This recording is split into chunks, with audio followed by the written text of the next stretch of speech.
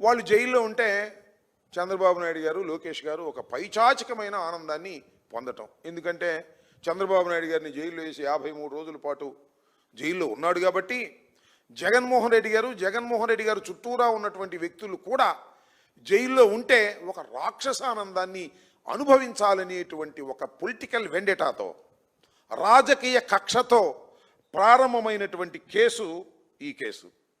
దీనిలో సరే చాలామందిని పెట్టారు, ఒక 3-4 బెయిల్ మీద బయటకు కూడా వచ్చినటువంటి విషయం మీ అందరికీ తెలుసు. ఆ బెయిల్ మీద ఎందుకు బయటకు వచ్చారో కూడా అందరికీ విఘ్నులైనటువంటి వారికి తెలుసు.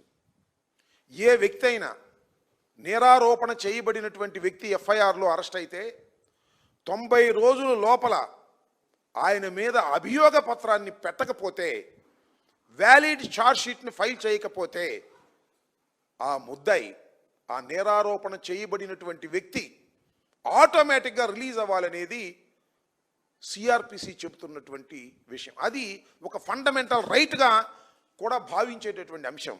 దానిలో భాగంగానే మొన్న 3 మన ధనుంజయ రెడ్డి గారు, కృష్ణమోహన్ రెడ్డి గారు, బాలాజీ గారు వ్యాలిడ్ ఛార్జ్ షీట్ని ఫైల్ చేయటంలో సిట్ పూర్తిగా విఫలమవటం వలన, ఆ ఛార్జ్ షీట్ని తిప్పి పంపటం వలన వారి 3కి రిలీజ్ ఇవ్వటం జరిగింది, బయటకు రావడం కూడా జరిగింది.